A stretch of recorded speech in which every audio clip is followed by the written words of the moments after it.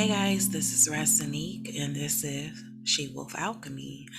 Today we are going to talk about SAD, Seasonal Affective Disorder, also known as seasonal depression. Okay, this week I wanted to talk about seasonal affective disorder. It can also be called seasonal depression, as we were saying.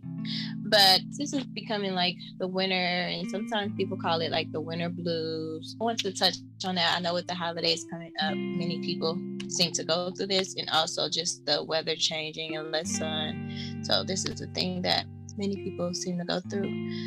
So basically, it's a type of depression that's related to the changing of seasons. It's like more fall and winter, and it starts around the same time every year, so around this time. And me personally, I was thinking about lately I have been like feeling kind of blue, so I was like, what's going on? But then I remember it's probably seasonal depression again. So have you ever heard of it, Rest? Yeah. I remember studying about it in school, and I have a couple of friends that have this. Like, once it starts getting cold and starts getting darker earlier, they know, like, okay, my mood is going to be affected.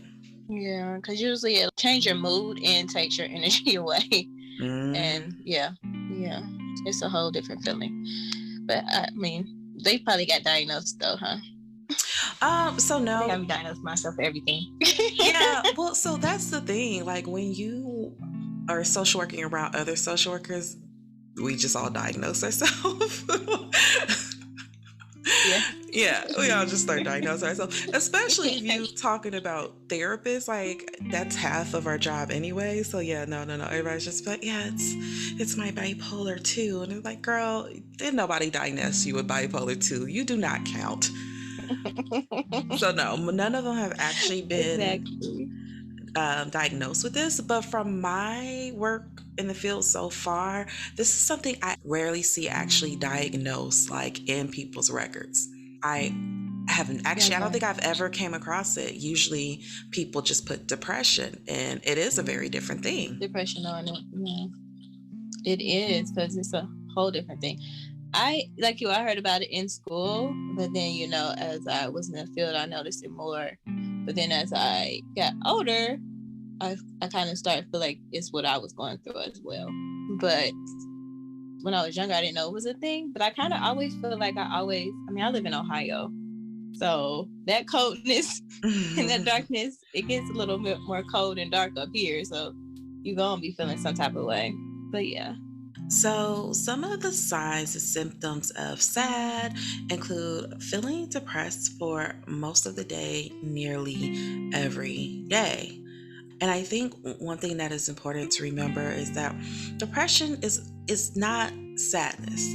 Because a lot of people think like, or we hear people say all the time, like, oh my gosh, I'm so sad, I'm depressed.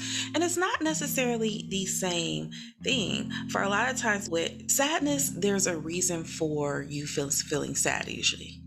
There's something happened, it makes you sad, that's your reaction. And sadness is a normal part of the human experience. We all feel sadness. It's not anything abnormal, it's not anything that needs to be necessarily diagnosed. But depression is a little bit different. A lot of times your reaction with depression does not match the actual situation. Right. So with sadness, it's like something sad happened, I feel sad. But with depression, it just comes. It doesn't have to be something sad. It doesn't have, and it just goes. It doesn't have to be something happy that happens when it goes. It's something that you really can't control that much. So do you feel this when sad starts for you? Is this kind of how your mood starts? Yes, definitely. I mean, even, when fall started, you even noticed it. Mm-hmm. Like, it was just like a whole different feeling. And it wasn't a sadness because of anything. It wasn't like anything that was currently happening right now that should make me that sad. So it wasn't sadness. It was more like a depression every day, trying to figure it out. And I was doing good on my self-care stuff, and I just like stopped doing stuff that I usually do.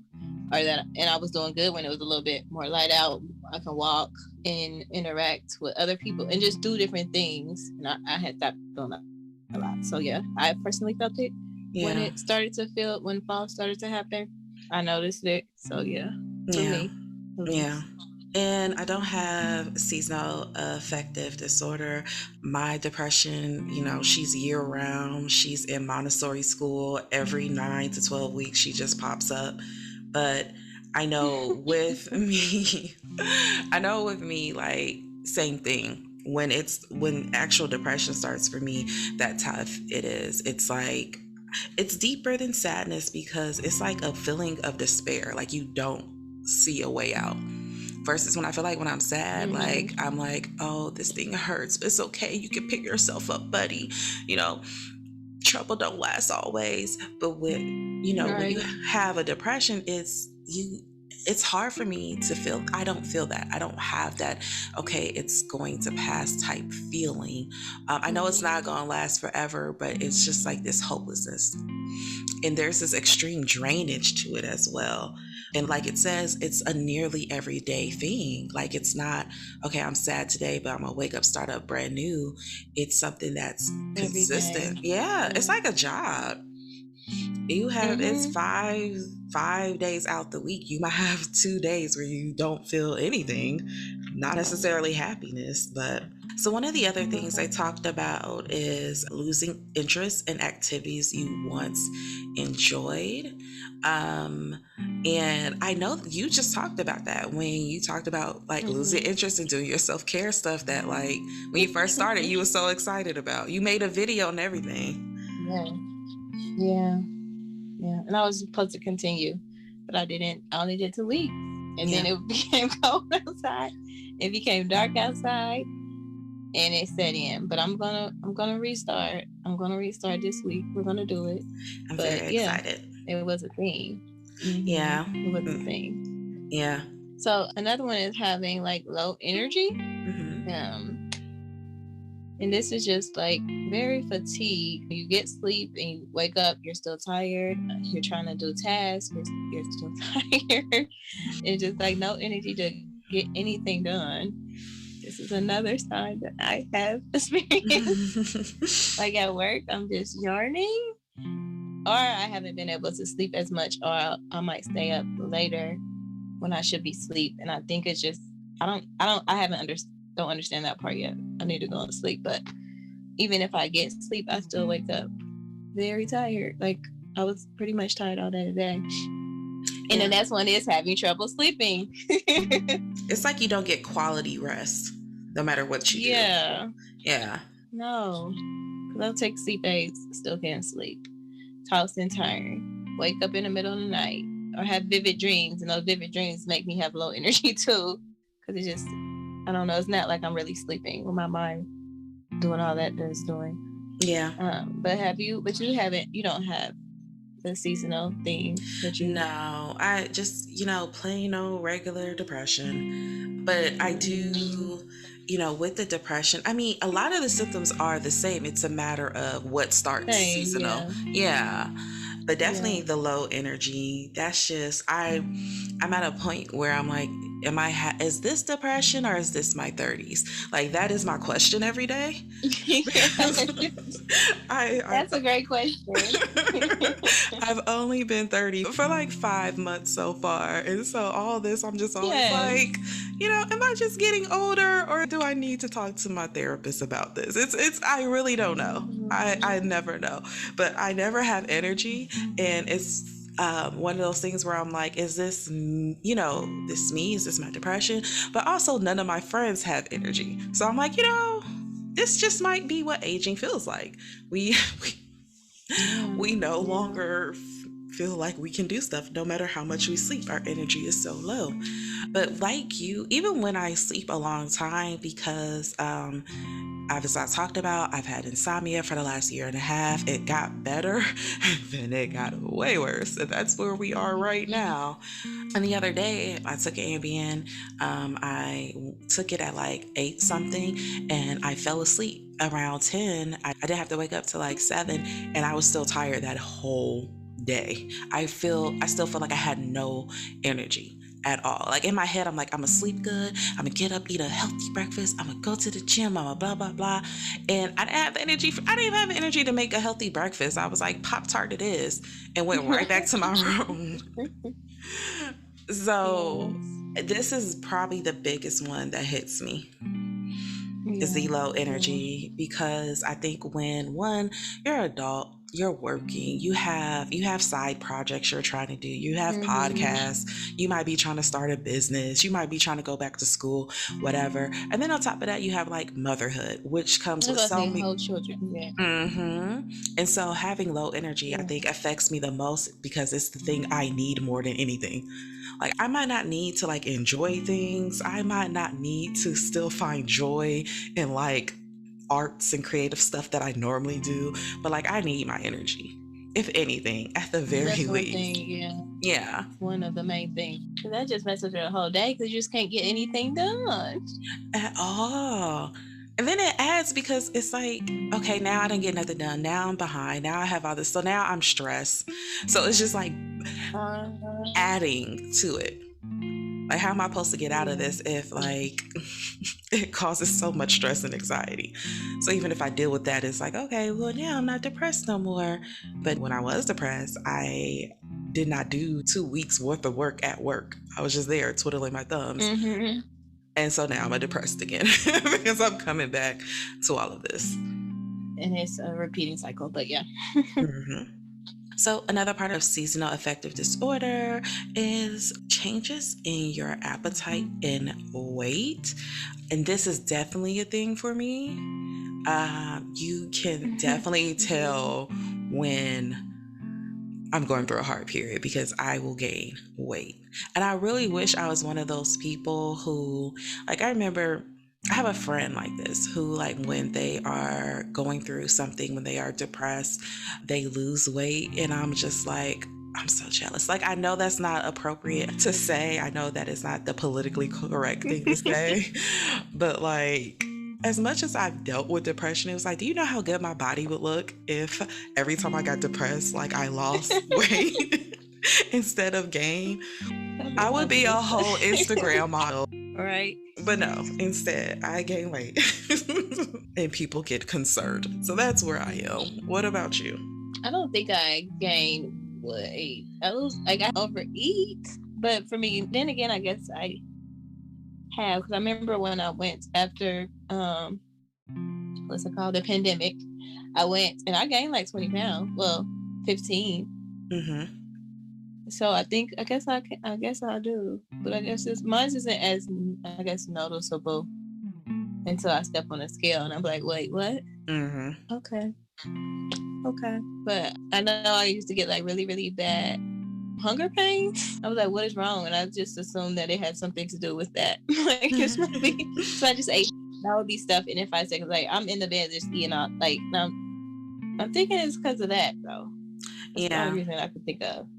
Well, see, for me, I think it's Um, because when I am like sad or bored or whatever, I'm just like, what can I do? There's food in the house. Like, that's just how my mind goes. My mind is just like, it's like a temporary high. It's like, this sounds so fat. It's like when you talk to people who have addictions and they're like, I'm just sad and I just need that little high. Just even if it's just for a moment. Like, that's what brownies do. Just for a moment. And then that yay disappears. And you're like, all right, well, I know I ate 20 minutes ago, but let me go back and just make sure, everything's tidied up. And then you eat a little bit more.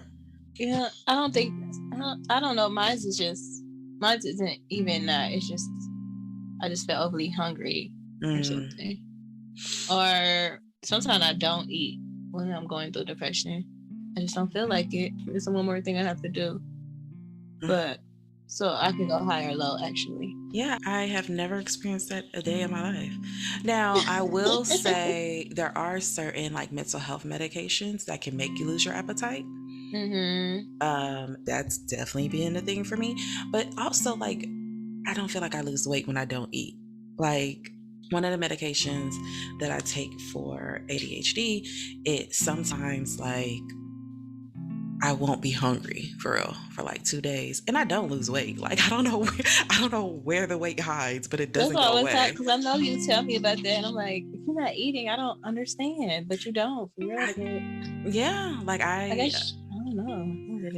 I have no idea either. The only thing I can think of is because when I do eat, it is like, ooh, brownies. Like, Okay. Yeah, so I'm like, maybe because of that. But I did give up soda, and I've noticed I've been losing weight since I stopped drinking soda. Mm-hmm. I'm a part-time soda drinker now.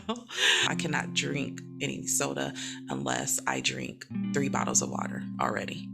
And so it cuts down. So I Have you ever end tried like the fizzy water? But it don't work for me, but no, so I don't like flavored water. I do okay. not. It's all of it tastes like I know chapstick they to have like me. fizzy. Okay. Yeah. Yeah, Yeah, I don't like no. them either. But I know some people, a lot of people. Yeah, I don't like them. Those taste like aqua seltzer Mm, to me. but Like I actually that's do like the taste of alka-seltzer. oh my gosh. I I actually do like the taste of it. I do not. I used to hate when I got sick when I was younger and they would get Alka Seltzer. I'm like, can y'all just please find the Tylenol, please? Like, why are we doing this? I'm not going to drink the whole thing. Please don't make me. And then, kind of going back into what we were talking about earlier, with just the low energy, it's that you get feeling of like being sluggish or easily agitated. And I know with me, this is Mhm. definitely a thing. Really, one of the biggest things that made me feel like, yo, I have to work on healing myself. I have to work on depression. I can't just be like, we'll wait till it passes. I can't do that anymore. It's because I am a mom No. and I see myself getting Mhm. agitated easily. And then I feel bad afterwards. Like, she's 4. That's what Yeah. 4-year-olds do, you know? And Mhm. with me, it's definitely sluggishness too, but it's not sluggishness so much physically as much mentally. Because I feel like when people talk about this, they talk about wanting to like sleep all day, not being able to shower, things like that. And I get that too. But like for me, the biggest thing is mentally, I feel slow.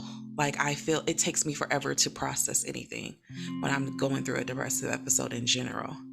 Like when I used to be able to come into the office and get like a whole bunch of things done, I can do maybe 15 referrals and then I'll get off and I'll see 5 different therapy clients and I'll be able to get home. I might be tired, but I'm able to get through it. When I'm in a depressive episode, when I get to the office, I'm lucky if I get one referral out. Like it takes so Yeah. much of my mental energy to get me to focus enough to do a task. And the same thing with like therapy. It's like, okay, I need to write every single thing you're saying down because I cannot process what we're going through right now. I need you to carry this session. But for me, yeah, the biggest thing is definitely the agitation because I think for the most part, I'm normally not a very aggravate. I don't get upset. I can't even say that. All right, never mind. Pass. Never mind. Never I'm mind. like, That whole okay, statement I'm was just about to gonna be a let you say lie. what you gotta say, sis. The whole statement was about to be a whole lie. So let me stop right there. I was looking at that like, okay, keep going. Where are we going with this? But yes, this is something I have experienced. Just being more aggravated with everybody and my daughter too. And that's what hurts me the most is when my daughter gets the brunt of it. But it's just like I'm just so sluggish and they sluggish. So I'm tired and then I'm basically aggravated and I'm short tempered. So it's a lot of bad energy that I don't like. And then I feel extremely bad. And then I have to go talk to her. At least I talk to her and apologize and talk it out. But I don't even like for me to give that energy to her. But it's just, yeah. And it's everybody else too. And I just kind of shut down so I won't have to go off on everybody. Mm-hmm. Because I just feel the nerve to go off on everybody when this happens. Because I'm just tired. When I'm tired, I'm angry. So yeah, I have definitely noticed this in myself. It's funny you say More that recently. because that is one of the things I feel like I've been noticing lately is that I don't like talking when I'm in a like depressive episode and it aggravates me when people want to talk. And I do Mm-hmm. shut down and I get very annoyed. And it's like, how are you mad at them because they said good morning? Like, why are you upset? But that's how like everything annoys me because it goes back to that mental energy part. Like, I don't have enough Mm-hmm. mental energy to spare. So Your if you do capacity, yeah. something that takes away for the 10% I'm working with, now I'm gonna get super aggravated because Mm-hmm. now I got 9% and I ain't even do nothing yet. Right, right. So this is definitely a thing Yeah. with me. And that also goes with having difficulty concentrating. That was sluggish. That's the same thing, I think, because just like we talked about that, we kind of hit on the concentration part. Yeah. Like you said, you can't get any referrals done. Is that what you said? Yeah. And I can't get any of my reports that I need to get done. I just sit there and, like, literally, if I'm on a roll, I can get like 5 reports done in one day. But when I'm having when I cannot concentrate, I'm good if I get one, just one, because that's all I could have the capacity to do today. And that is how I feel. Yeah. You also go through feelings of hopelessness, worthlessness, and feelings of being guilty. I guess I kind of touched on the guilty part. Like, I feel guilty about taking things out of my child. I go through the hopelessness and worthless. Not really worthless, but just hopelessness. Like, yearning for a change or yearning for a different situation or getting myself out of the situation, but don't see a way out. And that brings me extreme hopelessness. But I'm not sure if that's just sad or if it's just my job. This is why I said, is it depression or is it our 30s? Is it my situation? Is it my environment? Who knows? It's a little bit of both, I believe. It's a little bit of both. It's a little bit of both. But yeah, do you ever go through any of those? Yeah, definitely. I mean, we already talked about the concentration, but yeah, it's mostly, I would say probably worthlessness. The guilt isn't really as big as a thing. It's really the worthlessness, because it's like when you are really depressed, you usually don't take great care of yourself in that moment. Yeah. And in the midst of me not taking care of myself, I'll also be like, I mean, who cares? Who really notices if you take care of yourself? Who really notices if you don't get out the bed for 3 days? I go through that worthlessness. No one actually cares that you're going through this. I don't understand why you are making this a thing. You're grown. I really feel insignificant.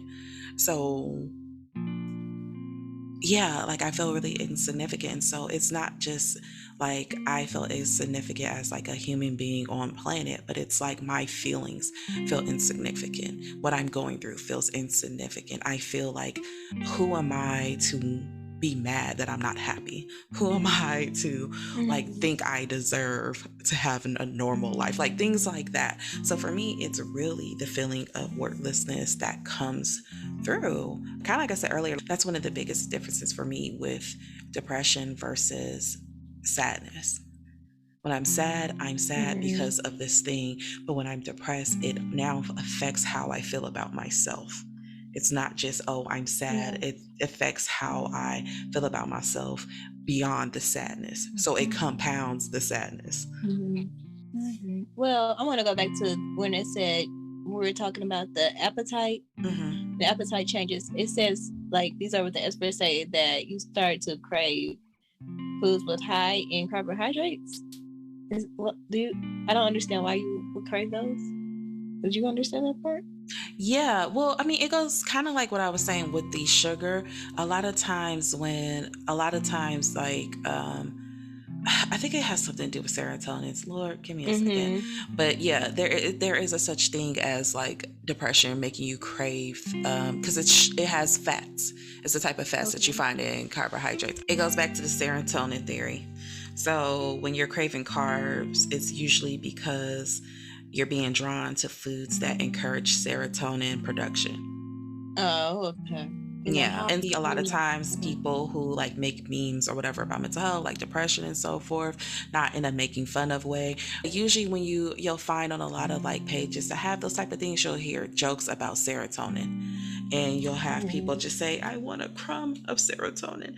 And that's because the way that, what research has shown is the more serotonin you have in your body, the easier it is for you to fight off things like depression. Less serotonin you have in your body triggers your stress levels, and it triggers your flight or frozen reaction when something happens. And so they actually did a study with, like, I think it was like monkeys. I'm sure it was monkeys, where they were observing like the leaders of the pack or whatever. I don't know how monkeys work. I think it's the leaders of the pack. But they were, that sounds wrong. I really don't either. It's like they all be independent, so I don't know. No, but it definitely was whatever. I really feel like it was monkeys. I just think leader of the pack is not the right terminology. But they do have someone that's Okay. like head monkey guy. The head, the The, king, yeah, they do. yeah, yeah. You've seen Jungle Book. There's a king monkey. Okay. And Mm-hmm. they found out like they have more serotonin in them than the ones who like follow the king's orders type thing. Mm-hmm. And like the way that pharmaceuticals kind of took off when it did was because like they had all these studies on serotonin and they realized like, oh, serotonin, like that's a thing. Let's see if we can manufacture serotonin. And that's why you have SSRIs. Is that what it's called? Yeah. So SSRIs, which is selective serotonin reuptake inhibitors. And that's like a class of drugs, usually antidepressants that like increase your serotonin level. It tells your neurotransmitters that it has them respond more. So usually when you're having low serotonin, it's because your neurotransmitters aren't firing off like they're supposed to, and you have to get that back up. So, sorry, the last one is having frequent thoughts of death or suicide. Of course, that always comes with depression, but I don't really experience that. I don't really experience that as much. But lately, when I was going through it like recently, I was feeling. I told you, I guess I did. I didn't think of committing suicide, but I thought of death, and I all of a sudden wondered, like, wait, where is my life insurance? Like, how's my daughter gonna get? I was one time just laying in bed thinking about that. Yeah. Yeah. And I don't even know where that thought came from. But I was like, she needs to have my life insurance. But it wasn't a thought of trying to commit suicide, but I guess it was a thought of death. Yeah. So you didn't have an active plan, but you were having more morbid thoughts. Yeah, I guess so. Yeah, for me, for the most part, I've had moments where I have had suicidal ideation. I've never had like an active plan or anything. You have to understand, for some reason, when I'm in a depressive episode, sometimes just having suicidal thoughts make me feel better. And for me, it's a matter of like knowing that I have control to take the pain away. Yeah. That if any moment, if it becomes too unbearable, I can stop it. And that's literally all it was to me. It wasn't that I wanted to die. It wasn't that I didn't want to be here. It was more so about control and about making me feel better, knowing like, hey, if this gets too much, you don't have to sit in this. And that's what it felt like to me. And when you say that, people get angry and people are like, oh my gosh, and that's unhealthy. But you have to understand, like, for some people, when they feel depression, it is an unbearable feeling that you just want to get rid of. And I try to educate people a lot when people have like people close to them that commit suicide and people are very angry at them. And you were a mother, how could you leave your kids? And you had a husband that did everything for you. How could you do that? Or whatever. Suicide is not about y'all. Okay? Like it's not about the kids. Never. It's not about your loving spouse. It's not about your amazing job. It's not about you had a great childhood. How could you do that to your parents? It is about stopping pain. And again, as we know, when you are depressed, it affects the way you think. And so you might not think in the most logical terms. All you know is I am in pain and I need this to stop. I want to stop going through this pain. I want to stop having this pain, stopping thinking things are fine, and it sneaks up on me. It's hard to deal with that. And it's extremely hard for some people because some people, they get on medication and they don't get better. Yeah. For some people, we still do, like in the 60s, you'll see movies about people having electroshock therapy. That still goes on today. The only difference is they save it for more severe patients. If they're on antidepressants, it hasn't worked. They got them on mood stabilizers, it hasn't worked. They tried various other treatments and they move on to that level. And it's just a matter of controlling pain. And I know this sounds like an asshole, but it's literally not about y'all. It's not Yeah. about y'all. Yeah. She's still a great mom. She was just a Mhm. great mom in a lot of pain and wanted to stop the pain. She's still a great wife. She was just a wife in a lot of pain. He's still a strong man. Battling emotional demons is very different than battling physical ones. Right. Right. So yeah, this is something I've definitely have gone through myself, but usually again it is about more about pain. I feel like I definitely have had like an active thought before. It's not something that's common. I feel like I definitely have. I just don't remember it. I don't remember it because that was me thinking in that moment. You know? Yeah. It wasn't literally, it was just Yeah. how I Yeah. felt in that moment. I just like literally, I'm sure I have had at least one and I don't recall it. I really don't recall it because that's not my It was normal nothing. mindset. It's literally, it's an escape button. It feels like an escape button. So now I guess because I don't feel like I have to escape for something, I can't even recall what that button is, what that button felt like. But yeah, this I Yeah. think is Yeah. definitely a thing. I think it's really tricky with seasonal depression too, because you know when it's coming, you know? Like, you know, okay, fall is You about to can happen. kind of. It's about to get cold. Mhm. It's about to, and I think that's a bit harder because with, I think, regular depression, you don't really know when it's coming and you have long periods without it coming. So, like, Mhm. before last year, I had not had like a major depressive episode for years. Like, it had been years. Like, don't get me wrong, I had my moments of being moody and being sad, but it related to what was going on, you know? I'm sad. Well, I mean, Mhm. it was in, I am in a long term relationship where we built a lot of things together, and I'm now realizing I don't want this. That makes sense for me to be sad at that moment. I got to figure out a Yeah. whole new life Yeah. plan. Yeah. Um, Graduating school, taking on a huge amount of debt to go to grad school, and then couldn't find a job for 7 months, you know? So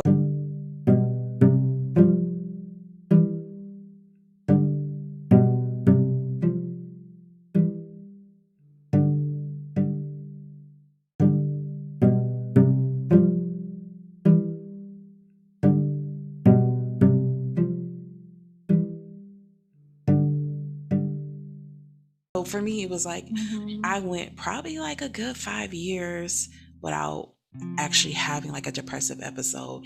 And then I had one last year, and it was probably the most difficult one I have ever had in my life. But with seasonal affective disorder, it's like, no, every year I know I'm going to get this. Every year I know It's this is going coming. to Yeah. happen. And it's going to happen for at least this amount of time. Yeah. I want to talk about some of the causes. Hmm. Um, so some of the causes, it could be, yes, is the change of season, but it also could be like reminders of things that happened in that season. Like, for instance, losing somebody during the season. I know we talked about before in like one of the classes, like older people, like an empty nester. Like, I'm used to having all my kids around now, so this is bringing me depression, seasonal depression, because they're not here, and also just like the loss of sunlight and our remembering of a traumatic things that happened around this time. So those are a few, and then we're going to go to the other ones. But for me, I guess I can relate. Like, I don't remember feeling or even having seasonal depression as hard before grief. Yeah. Yeah. Before grief, I don't remember it being like this. Like, I would be cold in the wintertime. I would be less excited and I would be tired. But it wouldn't be as hard as it has been the last, 4 years or 3 years or whatever. And I think mine is just related to grief. Like, December is the time that I lost my fiance. So it's just like, yeah, you're gonna be sad. Like, I just already know I'm gonna be sad. And then October is the time that I became his girlfriend, and at the time I found out I was gonna be a mom. So it's just like, those are all things I remember, and then you just know what it was, blah, blah, blah. Then I just start going down a tunnel, and a tunnel. And I kind of hate it because it's just like, I try to prepare myself. That's what I tried to do, prepare myself. That's why I said I'm gonna do this, because I'm like, well, I feel myself going down. Sometimes I forget that it's coming because I'm like, why am I acting like this? Oh, okay, that's why. Yeah, or I'll see a memory, like, on Facebook, of course. But oh, okay, that's why. That was the day that, I met his parents. That was the day that we, whatever, took a trip, whatever.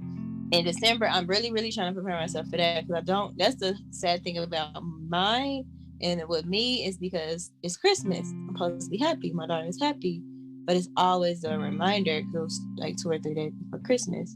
So it's hard to like battle both of them and try to maintain the happy face. So that's where mine come from. And some people can relate in that way. Some other reasons are causes of seasonal affective disorder is a loss of melatonin. You reduce your exposure to sunlight in the winter months. And so that takes away like your balance of melatonin. So your body doesn't produce the right of melatonin, and that affects your sleep. When your sleep is affected, you get angry, you get mad. You're not yourself when you don't get enough sleep. So like the less sunlight produce, and the less sunlight you're exposed to reduces your melatonin levels. And this is another reason why people start to get depressed during that season. Okay, that makes sense. And that kind of feeds into the lack of vitamin D, because that's one of the things they say as well. Our body produces more vitamin D after sunlight exposure, and getting less sun during the winter months means you're producing less vitamin D. And like when I got back on antidepressants last year, one of the things that they did first before they put me on any medication is they checked to see my thyroid and they checked my vitamin D levels. Because one of the things they tell you to do when it comes to mental health is rule out physical symptoms, because there are literally physical things that will change your mood, like a lack of vitamin D. And the same thing with like thyroid symptoms. So having an overactive thyroid can produce bipolar symptoms in people. And it's one of the things like I remember being like super interested in when I was in school, because like I thought that was the weirdest thing. Like, what do you mean? And then we end up finding out there's actually a lot of like physical things that if you don't have this much vitamin, if you have, this going on in your body, it can create a mental thing. And it's not necessarily that you have this mental disorder. It's not that. There's certain things that can cause you to have hallucinations as well. And so I think it's also really important to keep up your vitamin D in the wintertime, because we aren't producing it naturally as we are just walking around outside in the day. Do you remember that meme I posted like a couple weeks ago? There was one meme I had posted like on my story, my personal story. And the meme had said, sometimes I feel like life is hopeless and like there is no point. And then I go outside and sit in the sun and I'm like, maybe life isn't meaningless and maybe love does exist. And that's what that's based off of. Like, vitamin D. Yeah. I had to start, like I had started to take, when I started feeling, I was like, we're gonna get this together. I just started taking vitamin D and vitamin B every day because I'm like, I think I need this right now. My body needs this. And it gives me energy. It makes me like at least get my day started. I need to start taking both because I am anemic and my test results always come back that I am severely depleted of my vitamin D. And then I get on it for like, what? Can I just say this? I know this sounds so cheap, but I just really hate buying vitamins. Like, I just feel like it should be given to me. There's just certain things in life that I don't understand why I have to spend money on. They really should. Yeah. Every time I go to the store and I have to pay $18 for decent toilet paper, I get mad. Like, I can't control that I need toilet paper. Why am I paying for this? This is not a luxury. I didn't ask for this. I have to use it. Anyways, vitamins is one of those things as well, because vitamins are expensive. Like, especially if you need more than one. Like, okay, if you take when you get into like the vitamin world, you're like, okay, I'll take women's one a day. And it's like $15. You're like, okay, that's cool. But then you start researching stuff and you're like, oh, okay, vitamin D affects my mood. Rosenip oil takes away skin color discoloration. And then you just go down this list and you realize all these different vitamins. And then you realize all of them are like $15, $20 each. The thing, they'd be like, your bill be like $80 for freaking vitamins. Yeah.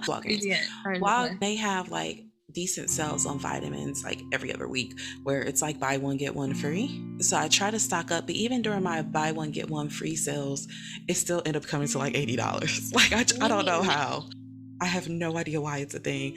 But yeah, I don't like it. I don't like it. And I think that's why I keep stop taking it, because I'll go to the doctor. My doctor would be like, okay, you have to take more vitamin D. They'll write a prescription. My prescription, because I'm getting through my insurance, it's like $5 and it's like Mm-hmm. 600 pills. And I'm like, cool. And then when I run out of it, I'm just like, all right, well, next time we go to our physical next year, we'll talk about it then. And then I just go about my life. I mean, it is expensive. I get angry when I have to buy, because especially when it's COVID season, so I have to buy like vitamins for my daughter and then vitamins for Mm-hmm. me. And I'm like, I'm sure she could take the same vitamin C I can take in the gummies. Which one get from one? Girl, so we are elderberried up over here. You can say elderberry popsicle stuff, like, all right, and then we're going to get that for COVID. And then I just keep going. Right. Look, But yes, I, yeah. yes. But some ways to help you with SAD is medication. Mm. Well, first of all, you could go to therapy, but you could therapy also helps. It can help for regular depression. It can help for normal day life. Finding a therapist is key. Note to Johnny. Note to me. Okay. Also, you can seek your doctor and medication. Like we talked about, the serotonin levels is medication that helps for that. And I guess other medications that works for you, preferably like by talking to a doctor. Have you ever heard of the bright light therapy? Yes, I have. I actually have. Mm-hmm. Do you want to talk about anything about it? I have never heard of it. Yeah, so there's basically like this specialized like light thing, fixture thing.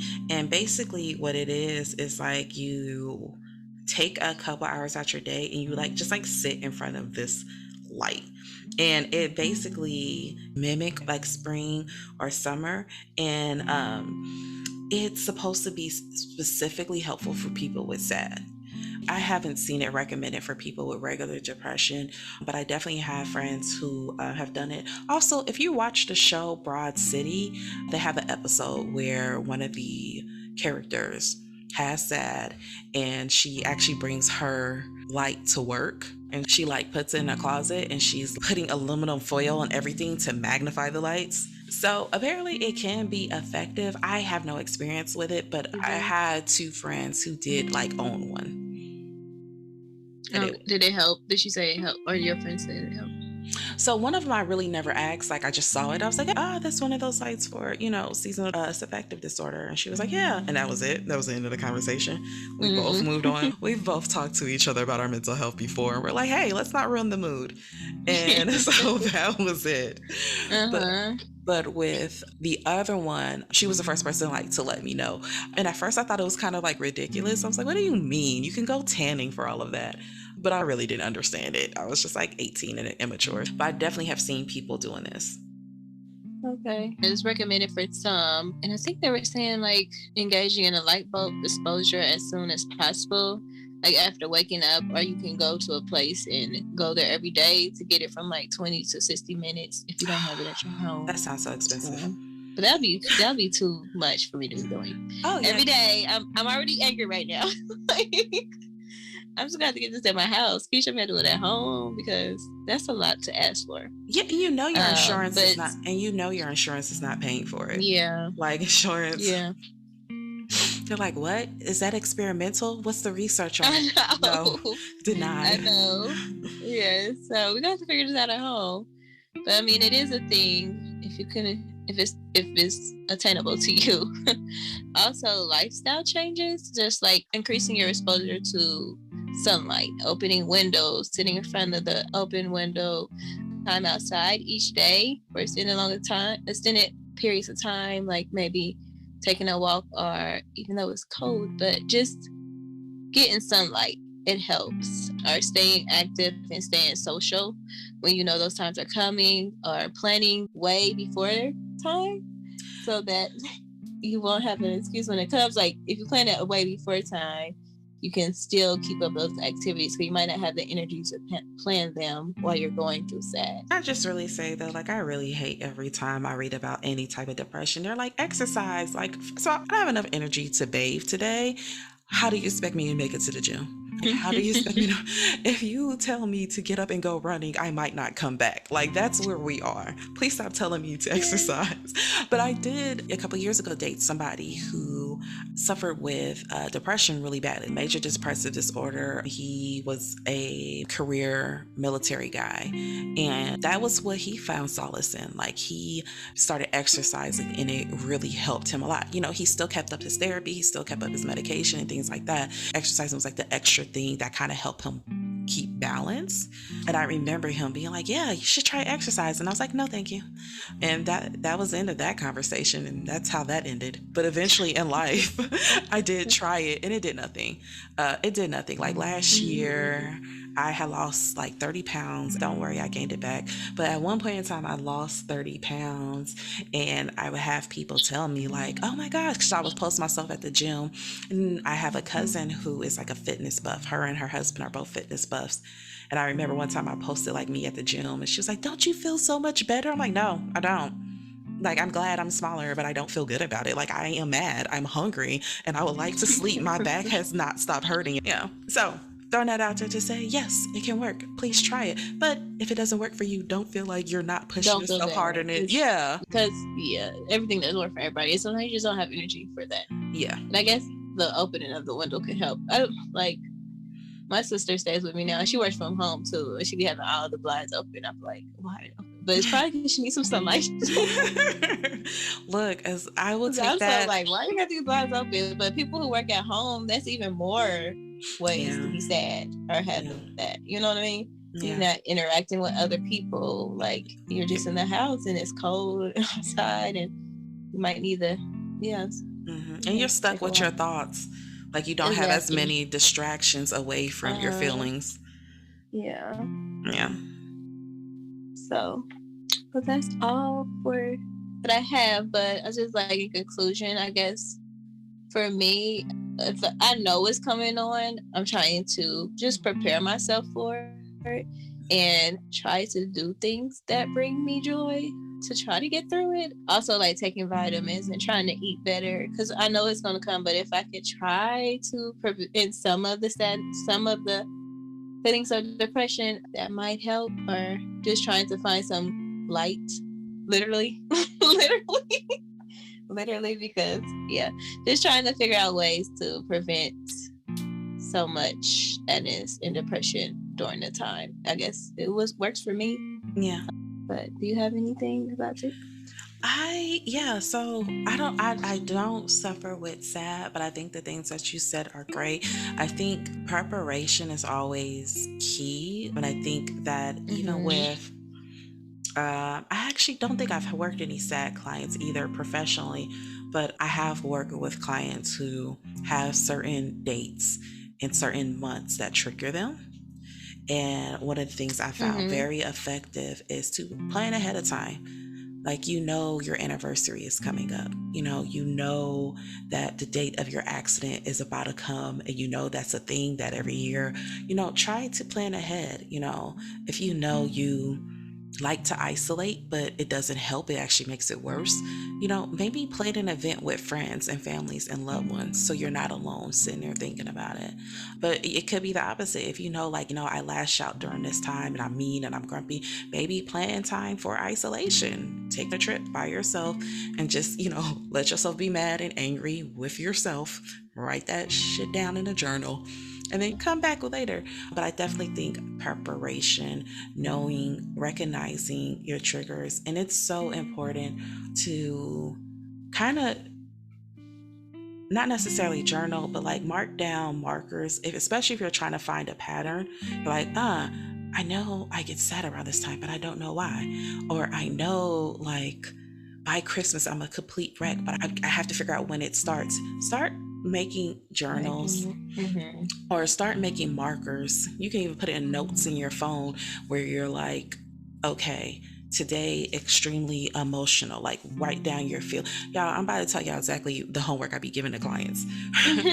Yeah. Yeah, like you feel anxious out of nowhere. Okay, take out your phone, take out your journal, whatever, write down the date, the time, what the feeling is. Feeling extremely anxious. What happened before you feel extremely anxious? I saw my ex. Okay, and then write down afterwards, like when you start calming down, feel better. Write down the time. Okay, I started feeling better at 4 p.m. I started anxious at 2 p.m. So 2 hours later, I calmed down. And then you can write down, did I do anything in particular? No. Or you could say deep breath meditation. And after a while, when you do stuff like that and track it, you can find a pattern and you're better Mhm. able to plan ahead on how to make that a more handleable situation. Handleable is not a word, as by now y'all should know I make up words. It's fine. Let it Yeah, but it be pass. sounding good. Hannibal. And as I was saying it, I was like, that's not a thing. Think faster, faster. There's other Mhm. words. You read, damn it. Why don't you know words? Um, but no, when you create that, it's getting to know your triggers. You'll start recognizing, Mhm. okay, when this thing happens, I know this is the cause. This is the cause, this is the effect, and this is what normally helps me. And it helps me in this amount of time. And you are like basically creating your own little treatment plan. Yeah. Yeah. So prepare for it. I think that's a Yeah. great idea, actually. Yeah. I am actually really glad you brought up this topic. I think it is a good topic, and I think it's something for people to notice. Because I think also one of the things I recognize with SAD is that, especially if you're a person who outside of seasonal affective disorder don't really deal with depression, you can Mhm. kind of try to downplay it and go, well, it's not really Yeah. depression. I just, I hate when it's snowy. Everybody hates when it's snowy. Everybody hates when it's darker or whatever. And so you have a tendency to downplay it. And I think one of the things I feel like I've been hearing lately is that we're at a point now where a lot of people are starting to prioritize their mental health. And Mhm. you also have that pushback culture of people being like, oh my gosh, not everything is a disorder. Oh my gosh, not everybody is a special snowflake, blah, blah, blah. And not everything is a disorder, but I think there's nothing wrong with people really sitting down and thinking, okay, this is a thing and this isn't beyond the normal range. There's nothing wrong with that. Sit down and think, because At if you all. are able Right. to pinpoint, okay, this is what this is, it's easier to find a cure. It's easier to find techniques when you are Mhm. able to pinpoint what it is. Also, I just want to throw out there that mental health is not like everybody's getting a diagnosis. It's just that we used to call everything else other things. When grandpa got his gun and would talk real fast and then go gambling, we called it grandpa's fits. But guess what? He was bipolar. That's actually what that was. That was not that was not just quote Yeah. unquote fits. Uncle Timmy did not have demons. Like, no, he had schizophrenia. We're Right. just giving things better terminology. Yeah. Some people Yeah. just can't accept that. Oh, yeah. Definitely in just brown communities in general lean heavier Yeah. on, we tend to lean heavier on religion when it comes to things like that. Mhm. And I think it's because that was the answer in the old days and it's harder to let go of that. But yeah, Yeah. we can no longer say Tyler is just like his daddy. Yeah, his daddy has schizoaffective disorder. Nobody diagnosed it, but that's what that was. Like, that's what it was. And it's no longer, well, you just Mhm. like your daddy. Like, no, let's handle that now. So Tyler won't have a mental breakdown at 25 trying to figure out why he never felt like a normal person. Exactly. I just appreciate you actually are trying to diagnose now and trying to come to the root of the problem. Hmm. And yeah. Yeah, and diagnosis isn't a bad thing. And I think we're moving closer and closer to the age where people feel comfortable saying, like, yeah, I suffer with depression. Yeah, I am bipolar. I am Mhm. managing it, things like that. Because, for a long time, up until recently, like, people did not like to tell other people that.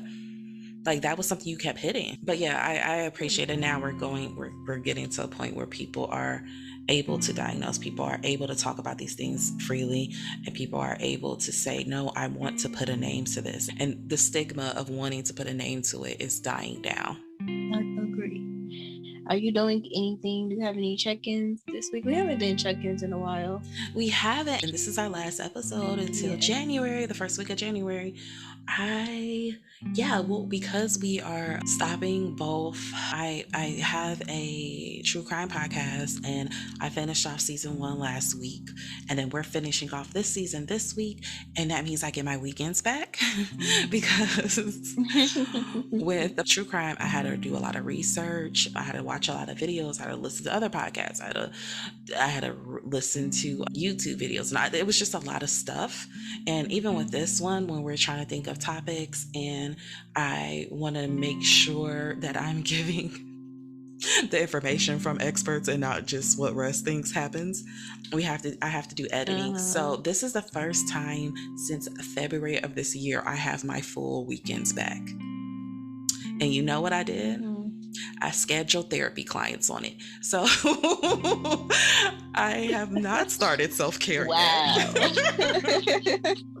I have not started self-care yet. I have just occupied my time with more things. But I only did Saturday morning. And then after that, I have my weekends back. And so I hope I can start doing things that make me happy and that feels restful. So hopefully I come back in January and I'm like, guys, I'm healed. This is what that looks like. I have a garden now. That's what I'm hoping is gonna happen. But I feel like I'm gonna come back like, so now I smoke cigarettes. I don't know when that became a thing. A pack of that, yeah, I just added more things to my schedule. So that's it. I have my weekends back, and now I get to think about what to do on those weekends. Hopefully get out the house and meet. I don't want to meet people if I'm being 100% honest, but get out the house. None of y'all are here, so I can't spend time with people I already know. Y'all all moved. Y'all all refused to move back. Well, you'll see me in December. Yeah. You'll see me in December. What about you? What do you have planned for the weekend? I'm finally to do something for myself. So I booked a hotel. I'm going to go to a play. I'm going to take myself out to eat. And I'm going to get a massage. And I'm going to rest. And I'm doing this all alone, which is kind of sort of new to me. So, but I want to keep growing and relearning myself, and kind of keeping a promise in my self-care journey. So we're going to make up for all that in one day. But yeah, I'm excited. I am excited to see how it goes, and doing something for myself instead of for my child or hanging with friends. It's just purely everything that I want to do or things that I like to do. And I'm happy that I finally get a chance to do that. So hopefully I come back refreshed and relax a little bit, to take on like the holidays that's coming up and the rush of all of that. So this little time is for me. So I'm going to enjoy it. Yay. And I might make a video. So I might post the video because I haven't done that in a while. So I think I'm about doing that too. That actually sounds like so relaxing. I am like really jealous because I keep telling myself like I need to like take a trip, and then I'm just like, yes. I get real Mr. Crab like, but me money. Like that's exactly the first thing I girl. Low-key, that's how I was too. But I'm like, I just gotta do this. That's why I was working today. But yeah, I like bougie trips, and so like I'm like, I can't. I know. Everybody hates traveling me because they're like, and we can do the Holiday Inn. First of all, no, we're not. I don't do below 4 stars. I can't do that. Let's start there. Second of all, we are not doing Frontier. We are not doing. let's regroup. Let's regroup in this group chat. Let me tell you what we're not doing. Yeah. So anytime I want to plan a trip, I'm just like, okay, so you can pay off like 3 months of student loans, or you can go to Miami. Which one do you want to do? Right. The answer is neither. Right. The answer is neither. Neither is getting money. Neither is getting money from me. Let me stop saying that on record before the IRS pull up. So exactly. Because they keep sending them texts about your student loan is starting over in January. What? Leave me alone. Yo, it would be so funny to find out, like, you know how we say, like, our phones record everything we do, and there's just like a FBI guy listening to us. Mhm. And he's just sending information to IRS like, Rest says she not paying her student loans yet again. I think y'all need to send her an email. Like, Exactly. at this point, she's bragging. I really feel like we need to focus on her harder. Uh, oh, actually, there is one self care thing I do know I am getting into. I wanted to study astrology more, like more in depth. And so I have found some Mhm. like resources, and I've been studying charts more. I've been learning more about composite charts, synastry charts, and about really using it as more like I know, because I know people like astrology as a predictive tool. Like, tell me my horoscope, how's my day going to turn Mhm. out?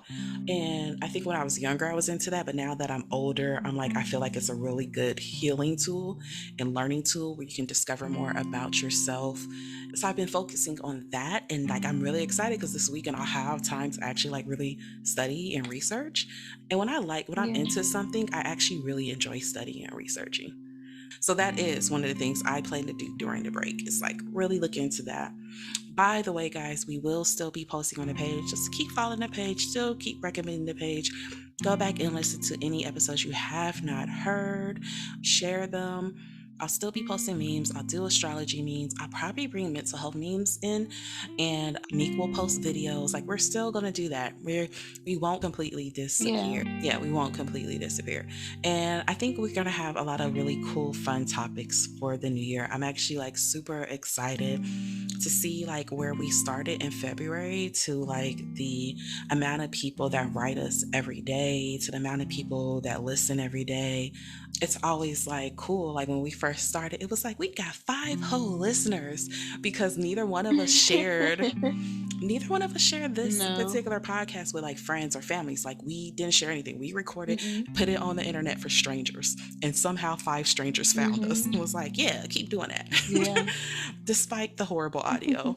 So it's amazing to see like literally, because even now, like I think I have a little cousin I think follows us. But other than that, and you have one of your girlfriends now that follows us. Yeah. But Mhm. other than that, like we still really haven't shared it with friends or family. No. So it's like awesome. So we're Yeah. gonna keep it on in the new year, and I'm very, very excited about it. Break.